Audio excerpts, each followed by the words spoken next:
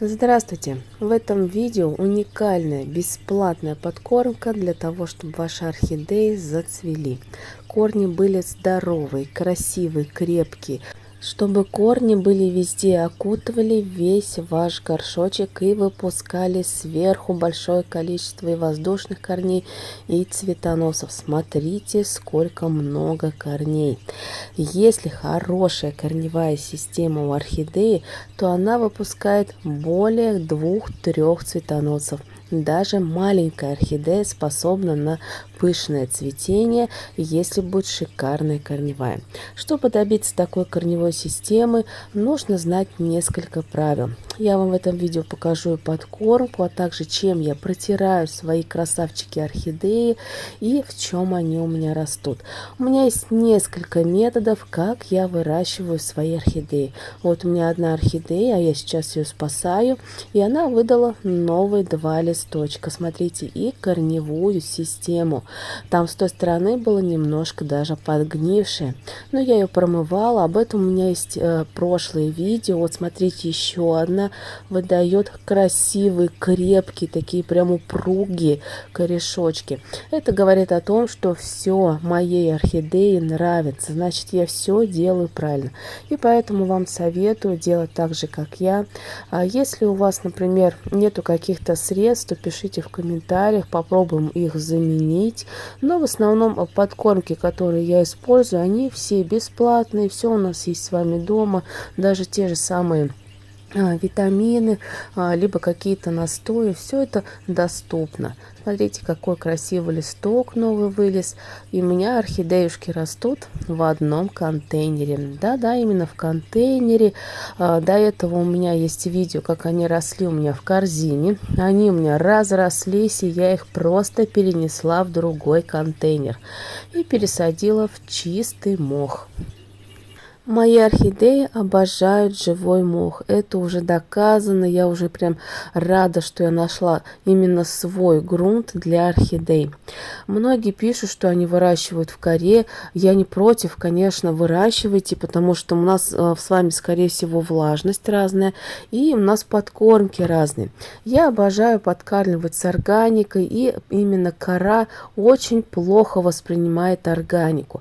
Тогда начинает корневая система у орхидеи гнить, образуется гниль, болезни и многое другое. И, в общем, она практически перестает расти и не выдает новые цветоносы. Для того, чтобы активно цвела орхидея, нужно обязательно иметь правильный грунт, верные подкормки и освещение. У данных орхидей освещение 100 Вт. Они у меня цветут и выпускают постоянно новые цветоносы, вот уже в течение полугода. Мне нравится то, что вот они цветут именно в зимнее время, и именно они меня сейчас радуют, потому что у меня, например, гераньки, они молодые и выпускают такие маленькие цветоносики, я их тоже стимулирую, но это совершенно не то. Орхидеи способны в зимнее время цвести великолепно. А вот заставить цвести орхидею, тем более молодую, это очень сложно. Можно использовать и сильные стимуляторы. Это средства, как монокалий фосфат, либо для, например, опрыскивания бонофорта, есть там тоже большой процент именно фосфора, и есть янтарная кислота, что как раз стимулирует цветение. Но если вы никуда не торопитесь и у вас есть хорошая фитолампа, то можно использовать простые, доступные органические удобрения. Все те бесплатные средства, которые есть у нас с вами дома. Но я повторюсь, для этого нужна хорошая лампа. У меня она стоит под мощной фитолампой, все сейчас орхидеюшки, потому что они активно цветут. И в связи с тем, что у меня сейчас нет рассады, есть место для этих прекрасных растений. Итак, давайте приступим. Начнем с первой подкормки по листу, которую я использую для своих орхидей. Это никотиновая кислота. Именно на никотиновую кислоту орхидеи откликаются великолепно. Можно ей протирать, можно опрыскивать, можно также поливать. Это очень дешевое средство, никотиновая кислота. Применяю ее для орхидей уже давным-давно. Это обычный витамин В3. Людям его назначают в основном для сердечно-сосудистых заболеваний, для терапии, либо просто для профилактики. Это обычный витамин, и он не является никаким гормональным средством. Он относится к стимуляторам роста. Именно витамин, который полезен для растений, это витамины группы В. Их очень много. Можно использовать и другие витамины группы В. Итак, мне понадобится всего лишь на 250 мл 1/3, 1/4 часть именно этой таблеточки. Эту таблетку можно развести в 1 литре воды. Либо купать орхидеи в этой воде, либо просто поливать, и далее у нас стекает. Можно также протирать листочки. Растворяется никотиновая кислота моментально. Есть небольшой осадок, но можно просто помешать. Берем ватный диск, немножко отжимаем и будем протирать наши листочки. Если у вас орхидей очень много, там больше 20-30 штук, то рекомендую просто опрыскивать. Если у вас мало, там 15-20, я считаю, что это маловато, то можно вот так вот протирать. У меня как раз их около 15, не более. Я их в основном протираю.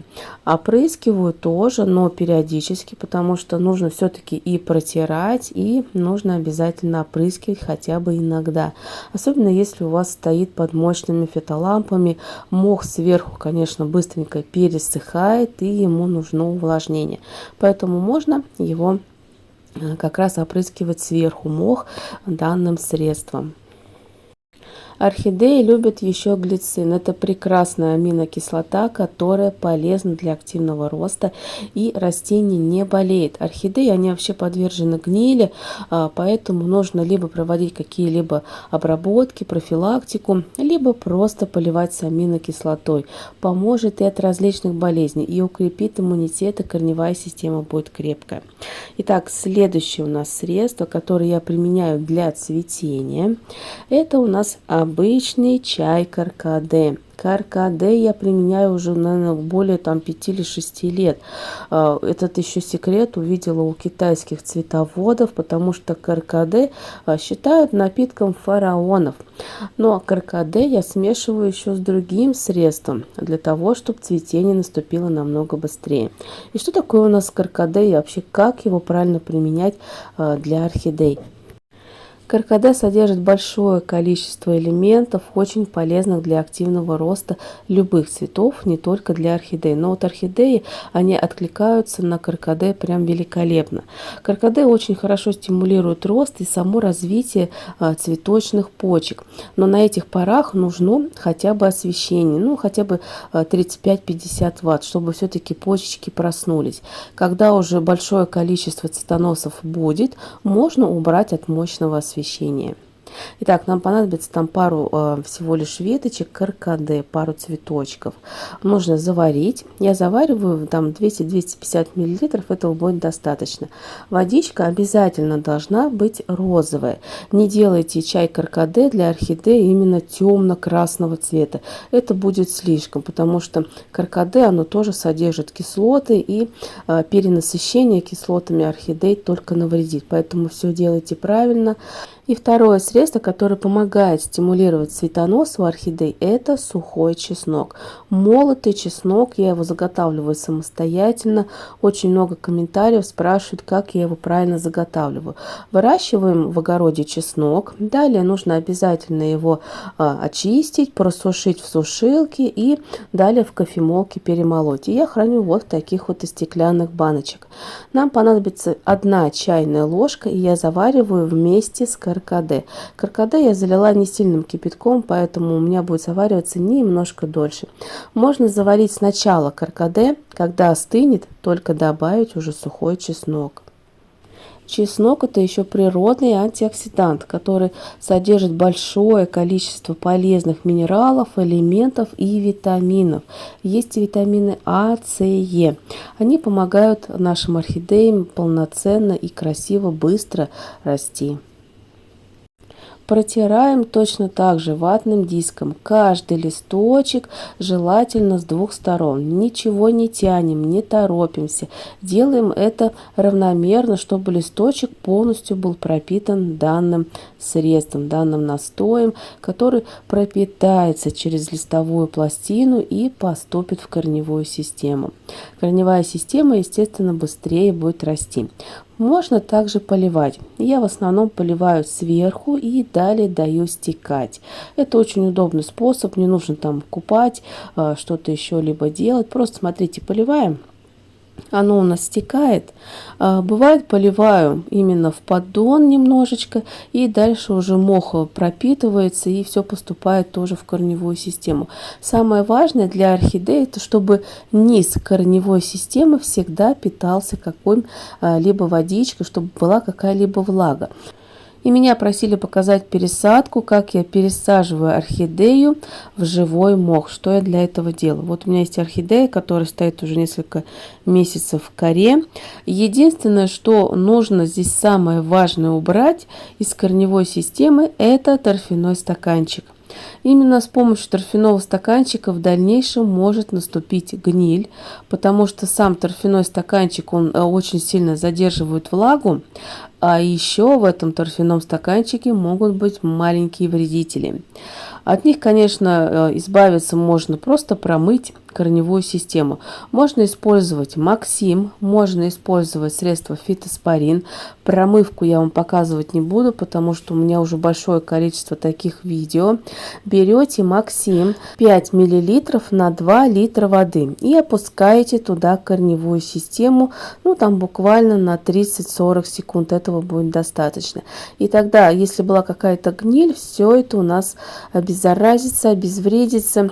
Если, например, вы обнаружили в торфяном стаканчике вот такие вот маленькие личинки, белые точечки, ну, то, в принципе, ничего страшного, промывается все это легко. Когда мы убираем торфяной стаканчик, вместе с ним убираются и все эти вредители. От вредителей можно обрабатывать фитовермом, но это уже когда вы пересадили. По чистой корневой системе фитовермом не опрыскиваем ни в коем случае, я так не делаю. Возможно, кто-то делает, пусть делится результатом, что из этого получится. Я убираю корневую систему, которая такая вот более черненькая, уже подгнившая, я бы сказала, потому что кора все-таки со временем, она все равно у меня начинает гнить. Я вам про это уже говорила. Хотя и здоровая корневая система прекрасная, но все-таки кора это не мой вариант. Самое главное убрать торфяной стаканчик до самого конца. И вот такая вот прекрасная корневая система, воздушные корни, все есть. Я ее промыла в фитоспорине за кадром, буквально там 10 секунд. И нам понадобятся специальные горшочки для орхидей с отверстиями внизу. Есть еще отверстия по бокам. И нам понадобится мох. У меня вот два пакета. Один живой мох, второй тоже, но они разного качества. У меня в большом контейнере растет в хорошем качестве. Это за 1000 рублей такой пакет. Да, считаю, что это дороговато для такого качества, но все-таки, если вы хотите, чтобы не было никакой листвы, веток и прочего, берите немножко подороже. И далее пересадка проходит очень быстро. На донышко мох, далее я спрыскиваю средством Бонафорте, его можно и по корневой системе. Далее использую камушки для дренажа, для того, чтобы корневая дышала. Можно использовать керамзит, можно использовать более крупные фракции пеностекло, но у меня в данный момент есть только мелкое. Также мелкую можно использовать и поверх, для того, чтобы сверху этого мха влага сохранялась. Далее укладываем мох так, чтобы между корневой системой не было практически пустот. Для этого у нас есть дренажные камушки. Если будет мох очень плотно, то это тоже плохо, поэтому делайте такой более воздушный грунт для ваших орхидей. Орхидеи вообще любят мох и прекрасно в нем растут, независимо от микроклимата. Влажно у вас, сухо, жарко и так далее. А вот как раз кора на нее влияет, микроклимат микроклимат, и с помощью нее нельзя использовать большое количество органических удобрений, даже те же самые таблеточки. Она начинает киснуть, это уже проверено, поэтому если у вас кора, не рекомендую вам часто использовать органику, либо далее прям вот хорошо просушивать саму кору после органики. То же самое делаю, спрыскиваю, сверху мох с Бонафорте. Кстати, очень хорошо вот такое средство применять быстренько, раз и готово. Оно специальное для орхидеи, оно уже содержит янтарную кислоту, а янтарная это как стимулятор роста и именно после стресса помогает. Ну а на сегодня это все. Заходите на мой канал, смотрите другие видео, подписывайтесь на канал, поставьте лайк, если вам понравилось видео. А также пишите комментарии, как вы ухаживаете за орхидеями, чем их поливаете и какой используете грунт и освещение. Всем спасибо!